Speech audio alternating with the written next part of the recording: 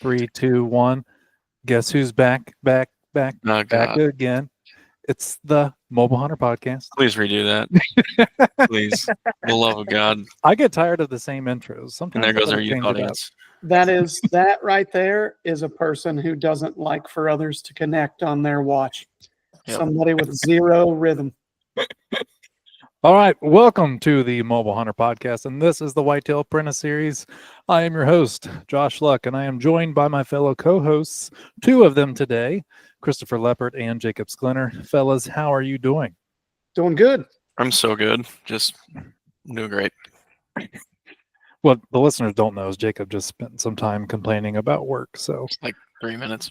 there was some sarcasm there. Something didn't go right in his life. And Yep. now he's only 23 and just married. It's got to be difficult. Yeah. No, it's really easy. Everything's easy and good. So today we're kind of entering the final phase of the Whitetail Apprentice Series season 2. So for this fall, right, we are entering into the rut time frame, and just like the past couple sections of this series, right, we start each section out with a hunter who has had consistency in that time frame. So our guest for today is Mr. Brian Douglas. Brian, how you doing? What's going on, guys? Thanks for having me. Yeah, I'm excited to have you on here. Like I said earlier, for some reason, I thought we've had you on the podcast before, and then you're like, yeah, this is my It's first so time. memorable, right? That you thought you already had me on here. Well, you've killed so many deer. I was like, man, we've had to have had him on at some point. No, I think it's just because we always talk so much online. It's probably part of it, you know? Yeah. Chris and I talk about it every day, and so half the time when he thinks that he said something to me and he hasn't, and I'm like, no, you never said that to me. He's, are you sure? I know we talked the other day. I'm like, yeah. Brian, they're literally a married couple. Like We drive exactly a Subaru like that. together. Yeah. Chris complains about how busy I am and how I don't have enough schedule availability for podcasts, and Josh makes sure I'm getting the right nutrients and then Has anybody ever made the bear and twink observation here? Well, I'm glad that we brought up both those words in this podcast. Let's check that off the bingo card for this one. Right? Hey, it's going to get better than that, Skleo. Don't you worry. All right. Good. So to start this off, we're gonna dive into Brian's strategy, how he goes about tackling the rut. It can be a very aggravating time frame for a lot of hunters. It can also be the most exciting part of the year for hunters. For myself and Chris, I think we find it, at least over the past few years, it has been a little frustrating, especially when you're trying to target specific bucks. But Brian is someone that has found consistency in this time frame. It always seems like every year you get a 1 or 2 good bucks on the ground very, very consistently. So I just wanted to go into your strategy and how you plan on tackling this time of the year. But before we do that, can you give the listeners, because this is the first time you've been on here, so give the listeners a little bit of background about yourself, and I guess kind of some of the consistency or the quality of deer that you've taken over the past, handful of years. Sure. Obviously, my name's Brian Rogers. I'm 40 now, so I live on ibuprofen, and my knees are going out, my back, my neck, everything's starting to go. But anyway, I work at a auto dealership as a finance manager, and I have a couple kids, wife, the dogs, the picket fence, the whole nine, and have been tore up with whitetails since I was like 6 or 7. So if that tells you, and I've been hunting public, bow hunting public my whole life, basically since I was about 14. So and what I've always found was that the terrain that I hunted was more favorable to the rut, which is why I think I tend to gravitate towards the rut hunting, is because hill country I've always found is harder to hunt early season. So I think I just naturally found the easiest ways to connect on deer, and I think it just turned into being a good rut hunter. What kind of deer are you killing? 140s. Yeah, 150s. just act like we're in a buck pole right now at a local water hole, and there's like some hot chicks just popped up. All right, and they're asking how your season's going. They're all like giant bucks then. So for sure. But no, I've killed one really great deer, a bunch of what I call good deer, and then a bunch of tweeners too. And I've had let's see, 1, 2, 3. I've had 4 or 5 opportunities at booners on public over that period. That's Wow. not many But people can say that. I only have one though. So, and when I say opportunities, 30 yards or within. So, Damn, dude. Most people don't have that many opportunities on any land anywhere on a booner. Yeah. God. I think I've only found one Boone and Crockett class buck since I've been hunting public, and I never saw that deer. I've had some other ones that were nice bucks, but once you get to that booner status, it's very rare occurrence typically. Only one was probably a net booner, and he was probably a 190 that I had at like 20 yards. Nets are for fish. Yeah, we don't care that. So that's a And you just decided not to shoot. You were like, that's too cute of an animal. I don't want to hurt it. I didn't want all the attention, so Yeah, that makes sense. Yeah, and then people are going to ask you to radiograph or X-ray the skull plate and all that crap, and offer you a bunch of money. That'd be horrible. So you never go through and it. it's not like I remember the exact date, time, conditions, and exactly how I felt for years after on each one either. So right. that's a good thing. Yeah, no Leo? emotional scarring whatsoever. Have you ever had an opportunity at a booner? I have had a booner in range of me 4 times, and I have never gotten the point of just seeing the tips of his antlers. It's all been confirmed by camera later. I've been within 20 yards of the same booner 4 times. Okay. And cattails were the thing between him and I, and that was the only way I was going to shoot it. Okay. But a lot of the time, like, you can be within. I mean, there's many times in the last few years that I don't see the deer until it's at 8 yards. But that's just kind of how you need to set up, And if it's the right one, you kill it. If it's not, it's gone, or you let it go. Josh, have you had an opportunity at a booner? No, not one in range. I've only found one legitimate, what I would call Boone and Crockett class buck on public. I've found other good ones, 40s, 50s, 60s, but when you start to hit 170 or up, they're few and far between. Yeah. I've had 2 opportunities since what, 1998? I've had 2 opportunities. Jesus. Yeah. I never thought about that before. So what I noticed was, so like my first one was 09, at November 9th, 9:30 in the morning, 2009. Then the next one was 2019, November 19th at 2:43 in the afternoon. You serious? Then, yeah. Then the next one was 2022 that I killed, the one you guys have seen on the video. Giant, yeah. Then the next year I got within 10 yards of one, just not during season. I busted one out that ended up getting killed. But and then it was like the end of August. It was like August 28th when I had him at 10 yards. But he was in velvet. I just walked up on his bed, so that wasn't like, while I was hunting. And then last year, I wouldn't call him a booner, but he was close. He was like mid 60s. If you guys watched the video, I thought he was 80s because I was 10 yards from him on the ground after I had taken all my stuff down. But anyway, yeah. So that was kind of, so what the point was is over the years, it's gotten closer and closer and closer together. So even if I haven't connected on them, I like to look at consistencies and see where I'm at and try to judge myself on how I'm doing. So. Oh, for sure. Yeah. Before we go further, I want to clarify something. I said Brian Douglas earlier.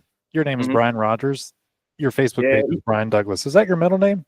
Yeah. So a while back, I was going out for law enforcement, and I had switched it to my middle name. And it's probably kind of stupid because now whoever's looking for me has my full name. You know what I mean? Right. So, Yeah. I've been screwing up your name left and right. Like, yes, you have. You had me all confused. Yeah, I'm so confused about the Bryans in Illinois. There's way too many of them. I think we should just decide on whoever kills the biggest buck this year is going to get to live, and the rest of them have to go. So yeah, Well, and my cousin Brian, he always, like he made sure because he killed the 160 this year on our private like the family private piece. That doesn't And count. well, yeah, that's what I tell him. But he had to put out there like, hey, at Thanksgiving you have to call me like the king of bucks because like I beat you this year basically. That's So awesome. if you're listening, What screws me up is that you had your middle name at one point, and then like I never figured out the correct way to do it, and I've just been tossing it around in my head ever since. So Well, now everyone knows. we'll just call you Good Sit Brian. That's there right. you go. There we go. So, Brian, when you're going, so this is going to come out at the end of October. Sure. So that way, when people hear this, right, they'll be able to absorb some knowledge and education. Hopefully, that they'll be able to utilize during the rut time frame. So, take us through your approach. Like, let's say, in general, take us through your approach. I know you say vacation time for the rut. I want to say I've heard you say like 1 or 2 weeks, something like that, right? And then so how do you prepare for that time frame, and what are you doing to consistently put yourself in front of kind of upper class whitetails? Sure. So, like, I mean, we could go into the scouting aspect or just straight into how I'm hunting that based off of my scouting. I'd like to start at the scouting, and then go from there if we could, if you don't mind. Yeah, so it's interesting because until I got into the mobile hunting scene, I hadn't ever really done any postseason scouting. So I'm actually just starting to learn postseason scouting stuff the past like probably 2-3 years, which I think it's way more advantageous for early and late season anyway. I mean, not that it's not good for rut, Yes. but I think it tricks more people into hunting rut spots that aren't rut spots. Mhm. A lot of the times, if you don't know what you're looking at, like I'm not saying like I always know what I'm looking at. You know what I mean? That's why I'll run a camera on stuff to make sure that what I thought was happening is happening. But I'm definitely I'm out there just getting into places in the summer that I either um, have never been into, have observed movement, or usually I split it up into like half of my stuff is bucks that I'm after, when the other half is probably like new stuff where I'm trying to locate new bucks. And that way I'm never pigeonholing myself into, one thing. Um, like, if you get one giant buck and you go all balls deep on him, and then the next year you don't have any intel, you've screwed yourself. And then like, okay, so like last year I had 190 show up in velvet, and I had a pretty good inkling that the way that this piece set up, there was going to be far too much social pressure in there from younger bucks for him to feel comfortable in there. And I thought he might show up during the rut, but it ended up being it was just too much pressure. He just didn't like it in there. I think he just, he would rather go be alone and deal with some other does than go into the main core of the bedding area, where all of these other bucks always were. And I think that that just speaks to his personality. But I was hoping he was going to show up one time. But one of the biggest things I try and figure out is does this deer live on the piece that I'm hunting? Because I'm going to devote way more time to him if he lives on it, or at least comes onto it a lot. Like he might live on that line, that public private line. He might stay to where he can see the pressure coming from both sides. I've seen that a lot on a lot of big deer. But if I think he's coring a mile over on the private, and my trail cams have shown me that he's only in there, so this time during the rut, I'm not going to spend all season chasing that deer. So I might have, 4 or 5, 6, 7 deer like that I'm hoping to hook up with at different times. And I'm just waiting on certain winds, and I'm bouncing around from deer to deer. But also I like spots that stack bucks into an area too. So like I might be hunting, oh, it'd be great if I could run into this deer, but there's this deer and this deer in there too. During that week time frame. So and I'm putting a lot of effort into figuring all that out as far as like finding new deer, and then also trying to keep collecting data on the old deer. And as my kids get older, it gets harder and harder to get the time to actually get all this stuff done. Like I still don't have all my cameras out, which is unheard of for me. Usually I call it like stay out September. I don't go into any of my spots in September. I just let them marinate and, you know, just usually take this time to get honey-do lists and stuff done, but I've still got stuff I got to get out. Yeah. What specifically when you're scouting, because you had mentioned some people kind of get confused by some of the sign that they're finding, as far as like trying to put it in perspective of what time of year it is being made. So what are you looking at when you're out scouting that's telling you, yeah, one of these bucks that I'm after lives on this piece and I'm going to target him here, versus like, oh, this is an area where I feel like is going to be good during the rut? Well, like when I say that people can get confused, it would be like a bunch of rubs in an area closer to ag or something like that, or in a bedding area that maybe they're only in because of certain ag, right?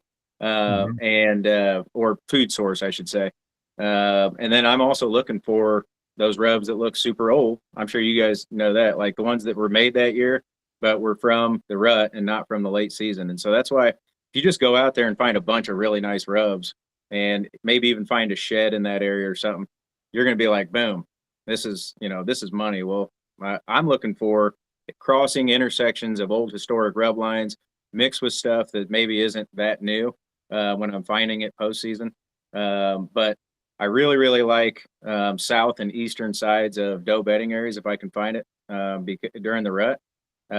They tend to be, if you get that good predominant wind on a cold front, that's where the first place I start, but I will always still circle usually a thicket or a clear cut and look all around there, because I've killed multiple big bucks on the north facing slopes, because they're colder on that side. And so I think that they tend to favor those on some of the warmer days when they're cruising too, is my gut feeling. But no, that goes into some of those situational hunting tactics. That's a really good thought. So you said the terrain where you're at is mainly hill country, correct? that's the terrain I grew up hunting. Okay. And you can find a lot of hill country pieces. I call it hill country. It's like there's only a couple 100 feet changes in elevation.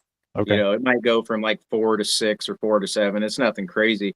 Like you might find out in Ohio or you get in the mountainous terrain. But the other thing, the first thing that I always want to figure out, that I wanted to make a point of, because when I first started also getting into the mobile hunter like scene, and everybody was talking about bucks dropping down and hitting scrapes and going out to fields, I didn't recognize that they were all talking about food at the bottom, and a lot of the food that I hunt is at the top. And so I really have to make that distinction now, because now that I'm moving out into newer terrains, I have to make that distinction on is the food at the top or the bottom, because that changes a lot on how deer are going to move around it, I think. Crazy how much of a difference it makes, really. Like, yeah. I hunted hill country in southwest Wisconsin, and the food was like never ever on top. Occasionally there would be, or on bottom. Occasionally there would be some kind of food source on bottom, but I think it really. I don't know if you see this, but I found that it really changes kind of their tendencies per what food is available, like during the year. I see that they start to utilize bottoms more in rut time frames and stuff like that, versus early season. I think it depends on a lot of the food available, but do you see them using bottoms differently as the season progresses like that? Yeah, so like I don't know if you guys saw my video that I sent you guys, but or if you watched all the way through, because it was long as hell. So I'm always worried like that people aren't making it all the way through an hour-long video. But at one point in there, a really quick snippet, there was a 12-pointer that I was after, and he was up in his bed. I had scouted his bed. It was like October 28th. He had been showing up regularly on camera on this hub scrape that I had scouted with my family like that year before. I knew he was in there the year before. I went around in his core, took the wife and kids out, and we found this scrape, and it ended up being the scrape that him and some other bucks were hitting as they were dropping down. But oftentimes they would hit it in the morning before going back up to bed too. And because this is a place where the food's all at the top. Well, the one thing I find with and maybe this is also with people with food at the bottom, because I don't hunt a lot of that. I hunt way more hill country, food at the top. So like, I might hunt every once in a while where there's like a drainage leading down to a cornfield or something like that. But most of the time it's food on top. And what I noticed was is like they don't have, like, when they drop down to hit a scrape or something like that, their destination isn't like past that. They have to then turn and like go back up towards the food. So like they don't they it doesn't seem like they're as destination driven to me. Like he meandered around in the creek for till dark for like an hour. So he dropped down, went down, was drinking, hanging out, and then right as it got dark, he just headed up that creek and towards the food. So I don't know if that's maybe a big difference that you guys see when you're hunting stuff that's on the bottom, when they're dropping down and hitting scrapes, and then directly like keeping it moving as opposed to meandering or not. Yeah. It all One depends. thing. Yeah, go ahead, Chris. Sorry. I was just going to ask him, when you say, was he heading out the way the water would flow or up? Up. Oh, Yeah. okay. Yeah, back Yep. up towards the food is what you're saying, right? Yeah. So he's using that creek the same way that we would use the creek to sneak up on something. Okay. I had a And lot of- so I think that it causes them to not feel a sense of, like, if you got the scrape at the bottom and then you're going right to the ag, I feel like they might be moving a little bit more consistently in daylight or faster, I would think. I found that in the early season when the foliage was really dense and high, I found them rising a lot more, and there's more oak flats on top, so I found them rising a lot more. Like basically they'll be on a point or a knob or a feature or something like that, and they'll side hill for a while and then scoop back up, and sometimes that back up is right by a drainage. Sometimes they'll loop around the point, hit a scrape on top, and then come back over the point and start going elsewhere from there. And then I found when the foliage was down and rut started happening, they were using those dropping thermals to gather information on the does and bucks around, on the upper elevations bedded. And they could just basically sit above that scrape and watch it all day long and, determine what was there and what was using it. And That's yeah. what he was doing, was sitting Yeah. there just watching it all day long, and then he'd drop down if nothing had hit it. And if there's danger, they just shift to a different point, different ridge, something like that. But Yep. you keep touching on this terminology, and I'd really like to dive into this because I know there's some listeners probably yelling at the screen wanting to ask this question. But you keep very quickly saying his core area. How are you identifying with certainty that is that deer's core area? I mean, I don't have any other way because I don't have visibility other than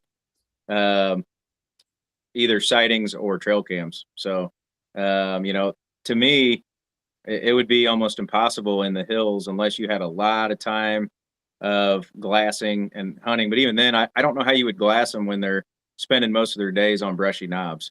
Like, to me, I will go into an area once I have located that there is a buck in an area. Then I'm starting to go and explore every bedding possibility, every scrape, and then every possibility of putting a camera on an area and trying to figure out what's the extent of where this deer is going. So I wish I had a sexier answer, but I utilize cameras. And I think that, and I don't take this the wrong way to any listeners. Like, I think I'm somehow like God's gift to cameras or something like that. But I've been using them for a long time, and I was horrible at it for a very long time. So I think that most people suck at it, at using, not you guys, but like when you're getting into this, it takes a long time to get to, like with anything, where you're efficient at it. And I think just because too many people get pictures of deer and think all of a sudden that they are going to kill this deer, and it's just not the case. Are you kind of mapping out his core based on the extent of the range that he's showing up in, or are you basing it on his core is a tighter area where he's most frequent? So time of year is dependent. How often I might see him on that thing and what I think he's doing, like time of day. Like a lot of things are gonna play into it. I'm gonna sit there and I'm gonna catalog, how often I seen him in there, what was the time of day, what was the wind, and then sit there and try and formulate where, like triangulate. Okay, he was here this day, he was here this day. Where do I think that this deer, out of all the bedding options, where do I think this deer is spending most of his time, and why? Like why would a big deer where would a big deer choose to bed based on where he's at? And if it's on the private and far enough on the private, I'm probably going to just hang cameras and get historical data built on him, and then go in there for 3, 4, 5 days and sit all day and try and kill him. Do you often find that deer have multiple core range? So I know you're saying based on time of year, so I assume the answer is yes, but would you assume that he's going to be in that core range year round, or are you going to have him, potentially be visiting this range, this range, this range, or do you see him ever, bump with pressure? Like I was after a deer this year that, would go a mile in one night, and he would do that 20 nights in a row, and so he had a core area that was over 1,000 acres, so like it didn't do me a lot of good to know what was the extent of his range, but it did me good to time up when he was going to be, when I was going to be in the game at one location versus if I was off by a day, I could be a mile off the marker, so it didn't really matter. Well, so I think in ag country, they tend to stay tighter into a tighter core. But I will say in hill country, I don't think they have one bedding area. Like they don't ever have one bedding area, but like they jump around based off of pressure and wind to different ridges, I think. Because you'll have a camera that picks them up over here one day and over here another day. And it's usually either pressure or wind, in my opinion. And also they're shifting with the food, of course, but usually it's like, all right, you got the beans, in a couple weeks, it's going to turn brown. He's going to shift over to the corn. Where's the oaks that are over here? Okay. So you got a couple of ridges that really set up well for a big buck. And then you got a scrape that he's hitting semi regularly. So I know that this is at least a good portion of his core area. Now, if you're talking about swamps, I would think that the food might be a little bit further away. Is that a fair assumption? Or Yeah, there's some isolated food sources, but food's everywhere. I mean, like every single step, there's some sort of food that phases in at any time in the year. Like there's early season is insane. There's jewel weed, there's stinging nettle, there's all sorts of natural browse, there's a bunch of ragweed. Like every step that you go through, even in just like if you were in a sea of cattails or phragmites, underneath that is almost always nettle or jewel weed, and it's like diverse food sources. There's black-eyed Susan everywhere. So pretty much anywhere you go, there is enough nutrition for a deer. Now there's little hot spots like, oaks and stuff like that when oaks start dropping, but they don't really need to travel to get to food at all. So there's been times that I've had deer pinned in a block of tamaracks, and you think there's really not much to eat in a flooded, essentially pine forest that's extremely low, but I mean, I've seen them eat sumac and all sorts of other stuff, and they will not leave that block for like 8 days straight if they're with a doe. Like, I mean, sometimes 2-3 days, but like I've seen it up to like 8 days where that deer is just like, cameras on the border, like if he's going to travel that border, like you're going to catch him, and they don't, and you going after them and they're there. And if you get too close, they get busted and they get out of there. But so last year was my first endeavor into swamp hunting and marsh hunting and stuff. And one thing that I noticed, at least about the place that I was in, was that I felt like deer actually bedded more consistently. And I didn't start hunting it until like November. I think it was like 10th, 12th, 13th. It was like 13th. it's probably why you saw consistency. Yeah. And that was what was crazy is at first it seemed, because it was so wildly like new to me. It felt like it was so random. But then I will say this, that I started like getting like the swamp or the marsh. I started getting really good at reading tracks and rubs and figuring out the age and like the size of the deer. And it was crazy too, because anywhere where there was overlap of where those two bucks core kind of ranges were, core, whatever you want to call it, where they like to bed, you would find multiple like big like things of rubs, clumps of rubs. But it was weird because like I could go in with almost like very, very consistent, let's say that, and would see the same bucks in the same area. And I even called it like, this is a 3-year-old based off of this track and this rub, and then I would see him.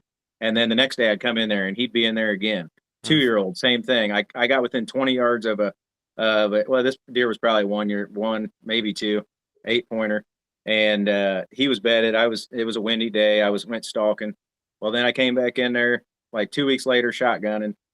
There he was. He came right to the tree, right from that same area. So like, I found extreme consistency in that compared to the hill country pieces that I hunt. I think it begets more consistency during the rut because they isolate does, and so like it's like they try to get does in a specific area, and the does actually prefer this too. It seems that they can be alone with that doe and not be disturbed by every other deer in the area. So you find them on like a individual tamarack root ball, or just in the middle of a sea of cattails and a little risen knob with not a single piece of different vegetation. Like they'll be in really isolated areas, and if you're in a kind of swamp that does have enough dry land to actually pick up a track, like I could see how that'd be really beneficial. But it's like pretty rare for us to be able to be somewhere that's not just like a nighttime food source, like an Oak Island or a mainland or something like that. Most of it's like canary grass and every single inch. So like you'll pick up the oddball track every now and then if you find a patch of dirt, but it's pretty rare.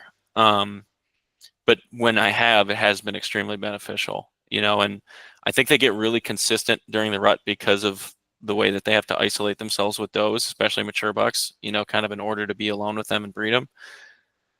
Josh and I did a podcast recently about, I don't know if it'll be out by the time this episode's out. I assume it will be, but how does will naturally select for the most fertile and dominant male, and males will do the same to does just to keep their bloodlines alive. It's like an instinctual thing. And so it takes effort from both the doe and the buck, to stay separate. And does are most likely to be bred after going, or their peak breeding date is often in line with a significant travel. I call them like jaunts, but when they go on excursion, I think was the word, when they go far from their typical range, it's usually a sign that they're about to be bred. And so to me, that means like I've seen matriarchs push the other does in the group away, and I've also seen them go far to get away. And I think that if you were able to find a track of a mature deer and a ton of sign, it's probably every other deer trying to get in on that doe, and they're going to be holed up there. And either that buck is going to be alone with her, and that's the only buck you're going to see, or there's going to be a ton of bucks kind of surrounding it too. So, but I like that you pointed out the rubs and kind of categorizing the deer based on that too. I think that's very valuable, especially in swamps. Yeah. So a weird thing about, like, I shouldn't say a weird thing, but like, it was cool too to see. So, well, and I should also note, I was just sitting here thinking while you were talking about that, and I was listening, but the three biggest deer I've ever had encounters with, I believe to have lived in court on private. So I think that they came over onto the public piece, for does. I don't think that they lived there. And I think that, so like in that swamp where I had that opportunity at that one, we'll call him a booner, but he was probably like mid-60s. He was very consistently bringing a doe up to an area where there wasn't a lot of other deer, very close to the entrance. And you almost couldn't kick him out of there. And he had been bumped out of there that day and then did a big circle, and right at the end of the night came back into that spot. And so then I went, after I screwed it up because I was already at the base of my tree, I go to just destroy this area. Like I spent 4 days without seeing a deer. So at that point, I did some crazy shit. I took a boat out into this slough like 300 yards and got stuck and had to drag it back and do some David Goggins shit. And young Sklenar would have been proud if you'd have seen me fucking dragging this boat. And but like, I was covered in mosquitoes, all this shit. But I'm going downwind of this thicket, and all of a sudden I start smelling this rank smell. And I go up there, and there's this giant 3-trunked cedar that had been just destroyed up and down each one. And there's a giant bean bed laying there. And it hit me because it was in between two human duck hunting access points, and right there watching a road and everything else. But this deer would come and in during the rut, sit in that bed, and this is my hypothesis, and then get up and then travel around looking for does. When he'd find a doe, he'd take her up there, isolate her either in that, maybe they were in that bed, but I think he took her up closer to where no other deer like to go. And he hung out there until he got messed with.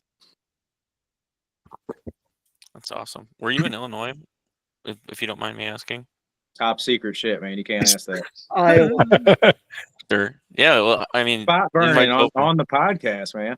Invites open for you to come up here too. Like, I would really love to hunt with you because No, I mean, I'm- I only say that because you're getting my gears turning about a ton of different areas. But Well, I'm pretty open about it. I don't ever travel because of the kids. I don't think any down about anybody that does it. I actually think it's cool, but I feel bad traveling and not being able to see my kids at night. So Yeah. It's tough traveling when you got the little ones. It's especially if you're It not seeing anything. Oh, then you just feel even worse. You're like, I'm Yeah. just sitting here and I could be spending time with my children. I feel like a big piece of shit every time I go hunting. So, like, let alone when if I was to spend like I like going home and at least hugging them, telling them the story, and like usually I'm delirious and I'm like waking them up out of their bed to tell them like, hey, I love you, and they'll ask me like, do you see anything, and then they'll go to bed. But at least I get that, and then it like recharges my batteries, makes me feel okay about it. Mm-hmm. putting them to bed is really important to me. Yeah. So, yeah. So I know we've been diving down some different rabbit holes and stuff. I want to try and we've talked about different terrains and lots of Josh is different going to things. bring it back to hill country. 'cause Yeah, it's I'm more going to try of and bring him, it back so. for our listeners so that way they can be like, oh yeah, I see where we're connecting the dots here. So we had originally got on the topic of scouting, looking at different areas. And Brian, you were talking about some of that historical sign, older rubs that might have been used from, over the years. We talked a little bit about scouting some terrain, so south or southeast facing slopes on the downwind side of some doe bedding in anticipation for the cold fronts, right? Because a lot of times it's northwest winds when we get those cold fronts. We talked a little bit about hubs too. Which, sorry to stop you, but No, go ahead. there's a certain time frame in the rut where cold fronts don't even matter. I killed one on a 77-degree day that I'm staring at right now. But there's a switch in there. I think like it really matters up until about like let's call it November 3rd through 5th, and then after that, to me, it's like all bets are off. Like you just have to be in there as much as you can. Yeah. So that was a topic I wanted to bring up at some point, and since we're already on it, let's hit on it because well before this, we'll have an episode that comes out on weather data in relation to buck movement and stuff like that, and from anecdotal hunter evidence and now the data and the research world does show that cold fronts do have an effect on movement. But to your point, I do think there is a certain time of year where it doesn't matter as much, right? So in your mind, in your words, when do you feel like those cold fronts you want to capitalize on, and when do you switch to just like, okay, I need to be in the woods as much as I can? All right, I'm gonna tell you some anecdotal, like just a story. So last year, I got laid off the day before opening day, so I got to hunt the most I ever got to hunt. Okay, and so it was like a gift and a curse. And so my whole thing was I was going to hit cold fronts, and we didn't have any cold front in October up until October 16th. Okay. And that was one of my daughter's birthdays. And I said, I'm not going out, even though it was going to go from like 70 down to like 35 or something. Wow. And of course, I had two of my biggest shooters daylighting far away from their core. I always think that October cold fronts make deer act ruddy in the sense of they're going around in farther excursions, checking scrapes and checking doe bedding areas on those cold mornings. If it hits, like overnight or in that morning, that's what I've seen is like October 16th, Halloween timeframe.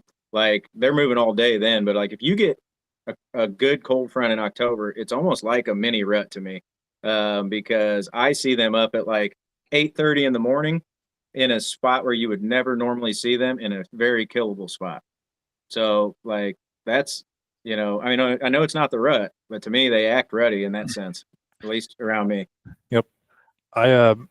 So we're recording these at different times. We're recording this one early, and by the time people hear this episode will be out. So it would have been released on September 26th. It should be episode 267. Jacob and I sat down with Bronson Strickland and went over their buck movement data in relation to weather, their analysis of that. And we got on that topic of those October cold fronts. And in those graphs, it should be in the video format on that podcast if anyone wants to go look at it. But in some of those graphs, the movement data was nearly as high as some of the buck movement data when you got into the rut. It was nuts. It definitely gives credence to those, like you were just talking about, those October cold fronts. And I think something that I've learned is that you don't hunt October mornings unless it's a cold front to me. If you're looking for really, really big bucks, because they're staying holed up in their bedding well before daylight. I've snuck into too many points to try to beat big bucks back and got snorted at by the big buck that's sitting in his bed already to know that I shouldn't say they're all alike. I'm sure that you can get in on one, but just if you're trying to plan an attack, if you can beg, steal, or borrow an October cold front morning and go into an area where, it's near his core with does, where he would probably be on his loop, you got a good chance at running into him. And you got the advantage of being able to get in there where he's not bedded, and you can put the wind in your advantage too. So there's probably like 2 to 3 days in October that you can kill a big buck, not bed hunting him is my opinion. I think, in my opinion, that last week of October, if you get a cold front, that's the best time to capitalize on a big buck. Because that's like my favorite time. If you ask me a time like October 25th through November 3rd, that's if you're trying to kill a big buck. It's uncanny. They're just hitting scrapes. It's almost it's almost too easy because you just go set up near a scrape that you've scouted that big bucks hit. At some point, if you sit there long enough, you're going to have a crack. Yeah. So when Make do you me wanna start go back to ignoring hill those country. cold fronts and just sit in areas where you feel like you're going to get an opportunity? Like, when does the weather not play as much of a role? So it's funny because last year I killed my deer on November 8th, but usually I always look at there's like a lull in movement between they call it lockdown or whatever you want to call it, but the big deer are with their first does or whatever. But somewhere in between like November 3rd and 5th through like November 7th and 8th, I try and take like a break between because I've hit it hard for that last week of October. Generally, there's like a warm front that comes through somewhere in there. So that's when I will take my little break. I might go scouting. I might hang out with the kids, whatever. Then I go into my hardcore all day sits, basically like in the middle of bedding. And that is 9th, 10th, 11th. Like those 3 days I won't miss, but 9th all the way through Thanksgiving, you could potentially sit all day and, get a crack at a giant. And, so like if you had to ask me like 4 absolute days, at least around here, you have to be in the woods. It'd be like opening day, Halloween, November 10th, and then Thanksgiving. And if you just hunted 3 days before or 2 days before or after those days, and that was your whole season, you would get a crack at a big buck. Like as long as you're in the right, you've done your scouting, you put yourself in the right position. Like there's no doubt in my mind you will get a crack at a buck on those 4 days. So those hot days, Chris has an example of this some years ago. There's an area he stayed out of and it was exceptionally warm. It was, was it in the 80s, Chris? It was mid 80s. Yeah. And he stayed out of an area, not wanting to put pressure on it. And of course, one of the shooter bucks was in there. Do you, Brian, when you get to those time frames, and let's say, because I feel like this is happening more often now over the past few years, it seems like we have been getting a warm front during like the first week of November. Every year it seems like, yeah. Yeah. Are you hunting all day? Are you seeing more movement in the mornings because that's the coolest part of the day? Do you see them like right at dark in the evenings? I will say I should go back and preface the deer I was talking about. I killed on the 77-degree day. Mm-hmm. I killed him when it was 65 degrees at 6:30 a.m. So, but then I killed one in 2019, November 10th. It's 55 degrees, middle of the day.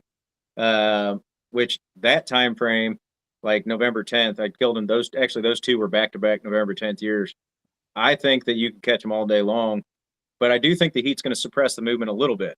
Mhm. But I think you're going to see, if you were looking at a graph, probably that 77-degree day was here and a 35-degree day is here, but they're both still good enough buck movement to hunt.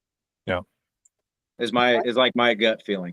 I often I- wonder how much the temperature stuff. Obviously, I understand that they're trying to thermal regulate and all that. They're not trying to go overheat, and I get that part. But I just gotta wonder how much, like for example, your example going back to those October cold fronts, how much of that is killing the contrast of the temperature above the canopy versus below the canopy, and they just don't have that thermal advantage, wind advantage. Something's different in there, and they don't have that advantage. So they've taken advantage of something else, essentially. And that's why we're seeing them in all those weird spots where you're like, what are you doing? Because we've had a couple of times, it was a little cooler. I think it might have been like in August. I had the deer I was going to hunt. What was it, Josh? Like 10:30, 11 o'clock. So it was something stupid. Oh Where- yeah. Wow, dude, you are late to bed, buddy. Like, what are you doing? Go lay down, stupid. So, I just Yeah, wondered absolutely. about that. No, and that could be. I'm always just thinking that, like, because I'm setting up cameras for rut time and for those scrapes or for that travel corridor that's going downwind of maybe some oxbows in the swamp or something like that. And like I consistently see just the biggest deer in the air in whatever area doing that thing, and it's just wild to me how consistent that is. That is cool. Yeah. A lot of the studies we've been doing on this series have shown that, and some more recent ones coming out too, has shown that there's more buck movement in the morning, particularly in the early season, than in the afternoon. And I wanted to highlight a point that you made that makes a lot of sense. So like there's research and then there's application of it. And Mhm. so the research might be saying that there's a certain type or amount of movement going on. But a great point that you made that's also been reflected by Derek Dixon, that drone study guy, is that they might be moving a bit, but it's very, very hard to hunt them. Like, so a lot of them have pointed out, yeah, like this is how much movement the deer's doing, but good luck, like find the weakness in this route, and I think that goes with your point. And again, a lot of these studies aren't necessarily done on public land too, which I'm seeing more of what you're seeing, Ryan, but it's really difficult for a deer that is monitoring a place that he's going to stay for the majority of the rest of the day to do so in a non-wise fashion, especially if he's been pressured a bunch. And I think that's kind of the piece of the puzzle that people miss, is that yeah, you might be catching movement, but you need to be catching movement in a situation and time that begets you killing him. And I think that's why it's so important when you guys talk about timing. It's timing for you to kill him. It's not necessarily the timing that he's there. It's the timing that is going to allow you to strike and kill him.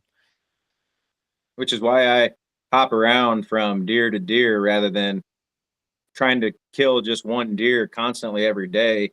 To me, can be like, you can be chasing your tail because especially like I saw those studies, and I do think that you would see a different study on public land as far as like bedding with wind. How he said, I mean, I'm not saying there aren't deer that just sight bed on public land, but I feel like that deer probably wasn't used to anybody coming to his back, so it didn't matter what wind was. He's going to drop down based off thermals, and he's going to go to the same field that he goes to every day, right? In that study that I saw. So not saying that there aren't deer on public land that don't do what he did, but I just feel like deer get bumped on public a little bit more from every direction. So I think that they probably put themselves in a position, to utilize all of their senses a little bit more. That could Mhm. be totally wrong. That's just like my observation when I watch that. Yeah, and I was talking to Dan Infault last night about that albino deer that got poached, that I ended up catching the guy poaching it. And we were talking about all the different, basically people came out of the woodwork saying they knew the deer, and there were pictures of that deer all across the property traveling like 3 miles in a day. And the question came up, like, why do you think that this 9+ year-old deer is traveling 3 miles in a day on any day of the year? It was November 7th, but and we kind of theorized that, jokingly, that this deer is white privilege. It's an albino deer, but it has the privilege of every encounter it's had with pressure being a non-lethal one.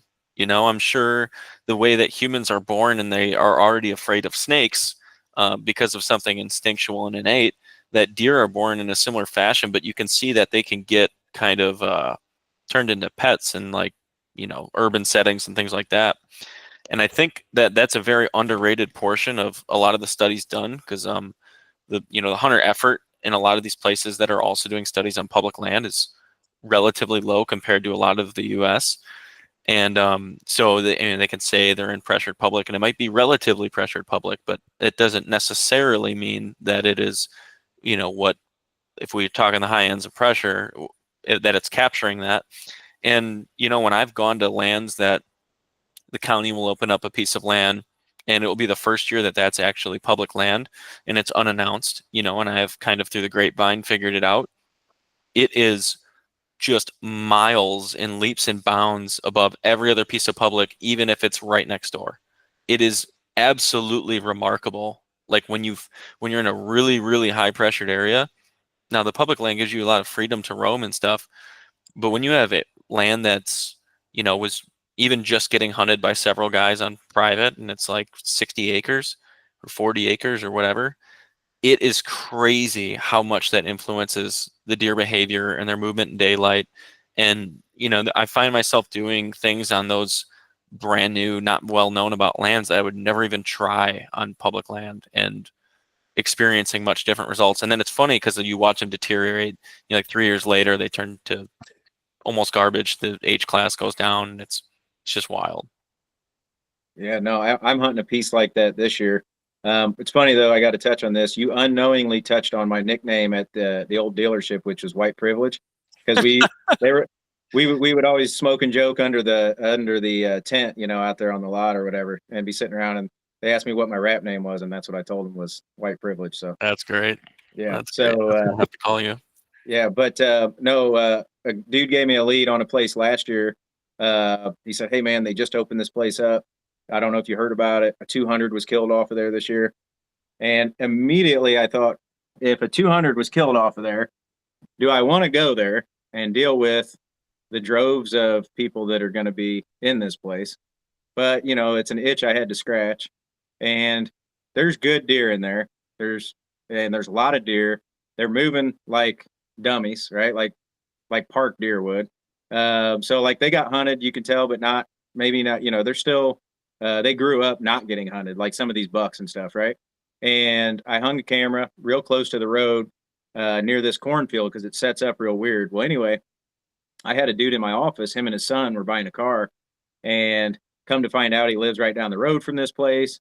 I bring up the 200. He's like, "Oh yeah, that was like a pet, and we used to go and take pictures of it all the time," and blah blah blah, right? And he's like, "But I live 2 miles from it, and I won't even hunt it because there was 14 trucks there the first 2 weeks, and you don't see any of those deer. They all go to the sanctuary across the street that you can't hunt." And so it just shows how quickly deer adapt to the pressure. Like it doesn't matter how tame they are, they figure out real quick and they get the hell out of Dodge. Yep. Yeah. I feel like it's not even that they're just like super smart. I think it's just that, like, once they start to associate a scent with danger, like the same way we've talked about this many times in this podcast, but the way that dogs kind of can tell that you're about to come home and it's about to be time to be fed and all that stuff is by the amount of scent available in the environment. They don't have a sense of time like we might, where they can look at a clock and say, "Hey, it's time to eat." But they can tell when you're coming home by how much your scent has deteriorated over the day. And that sense lasts for a long time. And in dogs, it's far weaker than in deer. So if they find that that scent is associated with danger and they can smell a week's worth of time of presence at any given point, it's like if you put out a heat map, and you marked an intense red color, like every time someone walked through, and it gradually faded over a week, you'd get a really, really, really good feel for where humans frequent just off of your regular senses, not like because you're a genius or anything like that. So I like to decipher what kind of pressure it is. like I went into that spot and the first thing I saw on the ground was a little bungee with like a ball on it, like the guys would use in the mobile hunting community. That's not some guy who's hanging a I ladder saw you stand, right? post a picture of that, I think.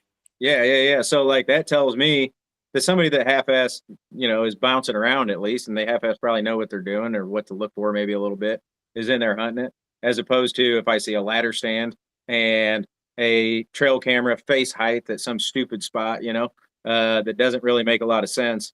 Like I'm not as worried about that guy, like hunting it correctly as I am the other guy. So I might, if I go in and find out that somebody, but then on the other hand, the mobile guy's not hunting there all the time either.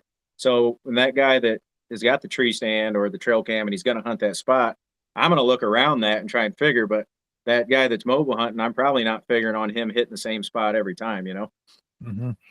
Do you feel the pressure dictates some of the rut movement or activity that you see? Yeah, because I think does get accustomed to pressure real quick, and I think that the way that they're bedding is adjusted to the pressure. So I think that it's all. I think on public, it's like a large amount of pressure, like mostly pressure related. Everything is. Mm-hmm. Just like where you end up seeing the big bucks, even when they're far away from their core on those October mornings, tend to be places that people still don't hunt. Like, you know what I mean? Yep. So like It's they're in a literally- killable area, but they're not near Johnny Ray's tree stand usually.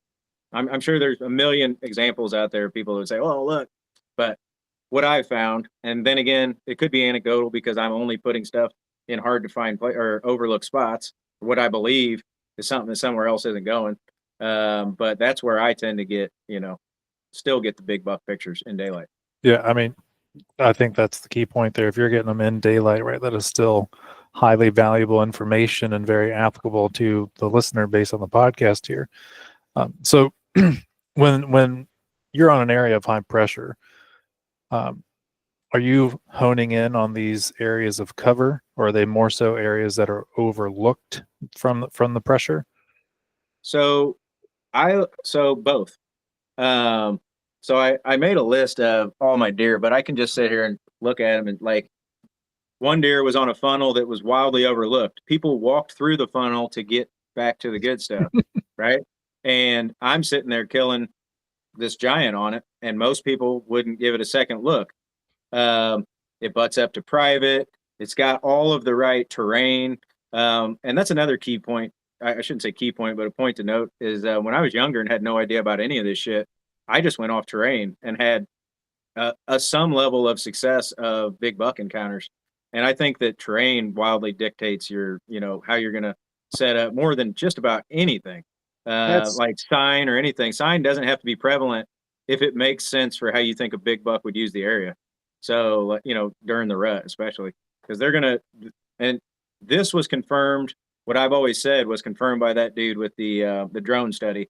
And that is that big bucks have very particular routes that they take to check does during the rut. It's not random. It's not like they're going from here. Oh, maybe I'll go over here, see Loretta, go over here and see Henrietta today or whoever, Jessica. No, it's all right. I have a travel route that I take that has kept me safe that I can scent check as much as possible. Now, where we differ is he said they're checking the interdigital glands and not downwind.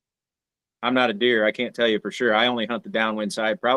It probably works out more in my favor if it is the interdigital gland because the wind is blowing from them to me anyway, whether if I'm on the downwind side and I'm on the other side of the trail.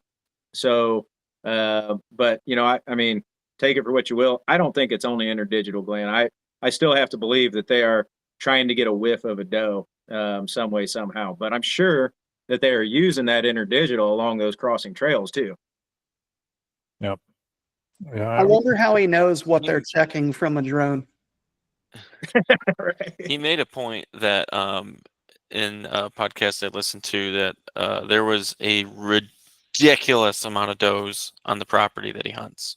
Like an insane, and he has studied more than just that property, but an insane amount of does. And so maybe it is all up to the buck, in those cases. Josh, we talked about this in the other podcast, and ratios where the amount of mature bucks is far less than the doe will have to do the legwork to find the most receptive buck.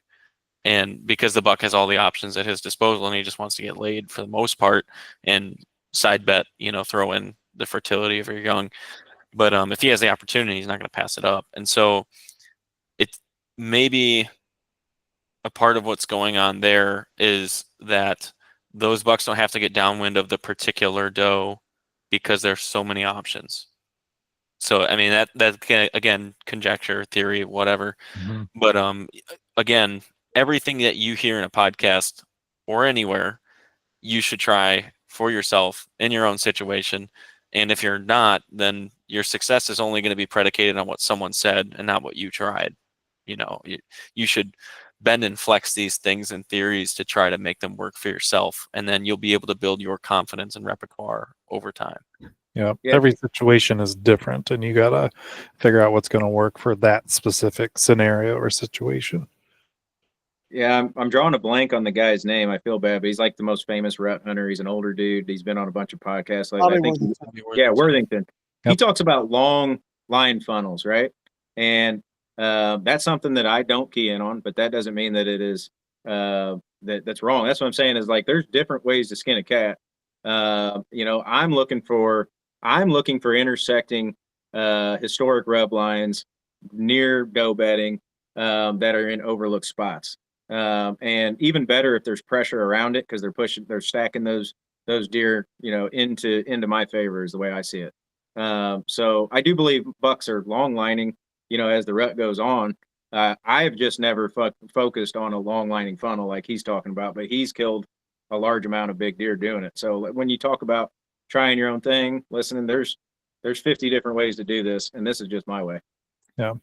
You hit on a couple things there I'd like to touch on. So going back to your scouting and that, are you keeping track of all these doe groups where you're finding the terrain or sign that you feel like are indicating there's good rut activity there?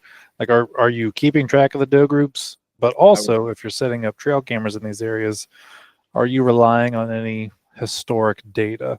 So like Betty Lou typically comes in around, October or November 3rd, and there's usually a big buck in here. Like, are you utilizing some of that information in these scenarios?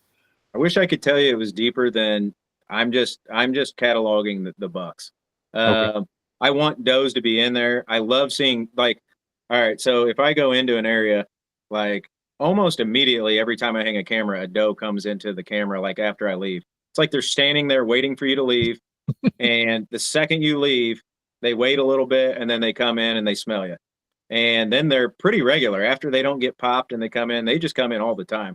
So if if I'm seeing that, that's just giving me confidence that what I thought was a doe bedding area, all these rubs. So just the other day, I went super fucking deep into this swamp, and this swamp that I hunted last year that I'm trying to like.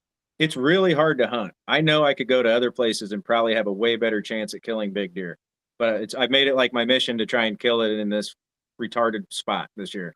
So I went crazy deep and crossed a creek, waist high, felt like I was, really, really doing something, and get back in there. And I hadn't seen a deer in all of this time.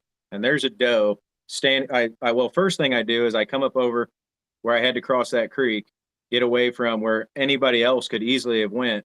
I immediately see historic rubs just in this cluster, in this opening right south of this clear cut that on the map looked like it used to be ag deep. Okay. And it was just clear cut. So they must have just let it all grow up. Whoever owned it or whatever happened, they didn't plan it, whatever. And it's grown up into a great clear cut. I was more excited to see that than ag because I think people would be hunting the ag.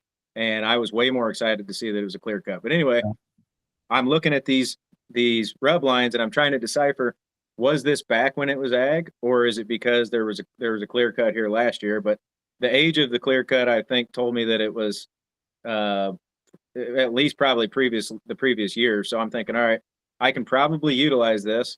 I look down and I see a doe just feeding real easy. And so like that was the first time I saw a deer, any sign of a deer. I didn't see any poop or anything like that until I got back there. And I'm like, all right, cluster of rubs. There's a doe. I'm going to follow that around. Look, all right, I'm seeing everything I want to see. I'm seeing decent sign, but as I'm getting closer to where there's more people, it's lessening, right? And so then I did a big circle back and realized that where I was at was the farthest point I could get away from people of the access of where I was coming from, and the farthest point of the private they could get, like where they couldn't get in there without intruding on the deer and them seeing. That's why the doe saw me and ran. Just like if they were going to come around, she would have an active thing. So anyway, hang a camera, get the doe, come in there. Does are coming in regular. 4 or 5 days later, big ass buck comes out of that clear cut. Now, even though I was thinking this was going to be a rut funnel because it pinches down right there in between that clear cut and the creek, and there's a trail that runs along the creek, and then there's intersecting trails going through that cluster of rubs where it opens up right there. Now I have a buck that I believe cores right there where I can kill him. So I'm going to see how regular I think he is. I might go back in there and scout around some different parts, but I really believe that I can kill this deer in the rut right in there late October, because that deer is coring in that clear cut, as opposed to later on, he might be 3 miles down down the creek. So at least that's the way I'm looking at it. I have that same thought on that for sure. Mhm. Last few days of October, first few of November, like kill him right where he's living. That's what I think. But Yeah. that doesn't mean he was daylight in 5:30 course in September. That doesn't mean I might not throw. That's another point to make. So the booner that I killed, I hunted. So there were bucks regular coming in there, even not in the rut. So early season. And if I get spots like that that are just great bedding areas, clear cut, stuff like that, I might throw like first couple day of the season sit if I think I can get in there clean. I might throw a mid-October cold front sit at him, and I might throw a late October hunt at him. So like some people are always like first sit in. I wrote down on my notes here, none of my top 5 bucks that I've actually killed were first sits, but all were first time trees. So whether that matters or not, but I'm always constantly, I might be in an area and hunt, 10 different trees, but I'm constantly shifting with where I think is the best for the conditions, whether it be thermals, wind, rain, whatever the hell's going on, time of year, blah, blah, blah. But none of them were first sits. You just described to a T basically when I killed my big one. I killed him on November 4th and literally had sat in the same spot like 5 or 6 times, but never in the same tree. It was always just 20 yards here, 40 yards there, like just bouncing around, just trying to catch him slipping. Yep, that big 9 back there, I sat 5 days straight. One of those days, Gary, our buddy Gary Gruno, was up. Yeah. And he was hunting somewhere, and I had just gotten settled in, and it was raining all day, and Gary had just killed, and I had my first buck walk under, and it was in the morning. It started raining, and it didn't stop raining till the end. I was wildly underdressed. Anyway, just telling a war story, but basically went through a week of hell and then didn't see a single buck to shoot. And then one day, because I believed in that spot and my scouting and my trail cameras and the time of year, then that big 9 shows up and I shoot him. So I think that the first sit thing, especially in the rut, it doesn't really hold water. Now the first sit, you're in some, deep hellhole early season or, whatever, when they haven't been pressured, it's a big deal. Sure. Yep. I agree. Brian, if you had to say someone was wanting to tackle the rut, and if you're like, all right, here's my playbook of how I've had this success. If you got to give someone like a quick and dirty example of what they could do to be successful, how would you depict that to a hunter? So what I want you to do is, okay, so here's what I do. I go in, first thing I do is I look at my map and I figure out my access points, right? Because that's the biggest thing is access points that are obvious, and then not so obvious access points that I need to go and figure out. So the first thing I want to do is figure out where the access points are. Next thing I want to do, once I've driven around, figured out the lay of the land, what the private looks like, what the pressure, I think might be, and I'm putting different pins. Well, then once I go in there, now I'm looking for human sign. I'm looking for tree stands. I'm looking for anything that I might be able to find that would tell me that other guys are in there, how they're accessing it. And then I'm also, as I'm in there, am I bumping deer? What am I bumping? What kind of rubs am I seeing? But then once I start putting all that together, I'll hang. Usually I will find where what I call is like the heart of a bedding area or heart of a property, because it could be a 20,000 acre piece or a 400 acre piece. I'm usually drawing a square of like 200 acres, whatever, 300 acres, and trying to figure out where is the heart of this. Sometimes there's multiple hearts in an area, but usually I'm like, all right, where is the pulse of this property coming from? And then I'm gonna walk circles around it and figure out where that I think the big bucks are traveling.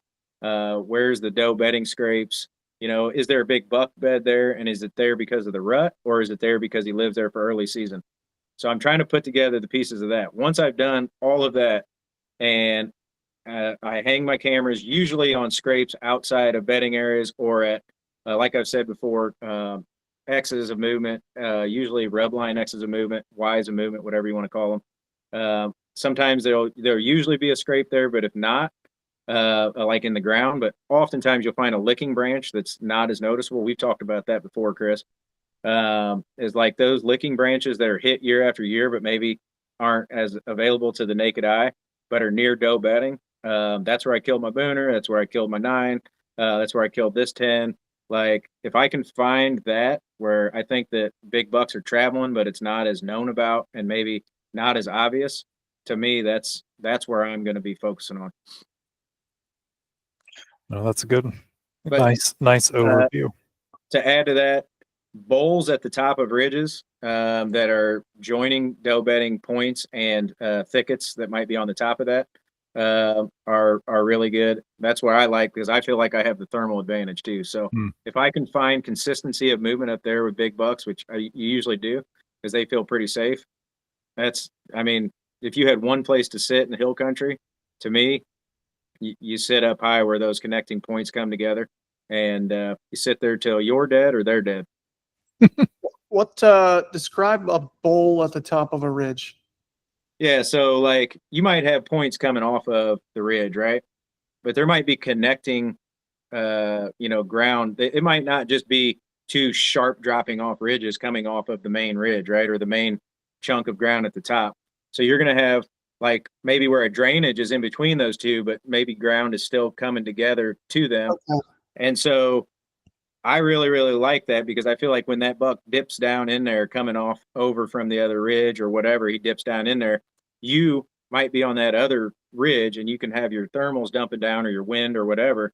And you have just a little bit of edge of when he's coming in to get that extra, few seconds to kill him. All right. No,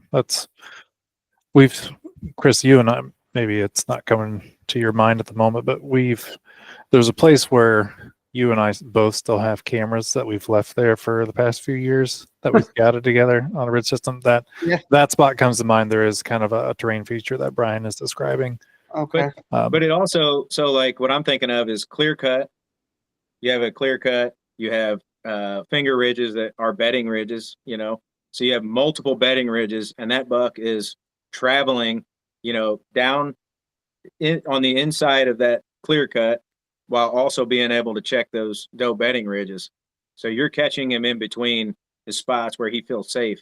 He's up high, so he feels like he has the elevation advantage. He's got the thermal rising advantage in the morning when he's going around checking, right? And he's got that thicket to his back, so he really feels secure.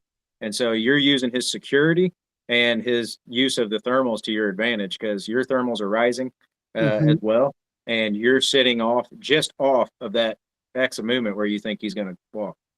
Okay. Man, I That's like a really that. good tip. Yeah.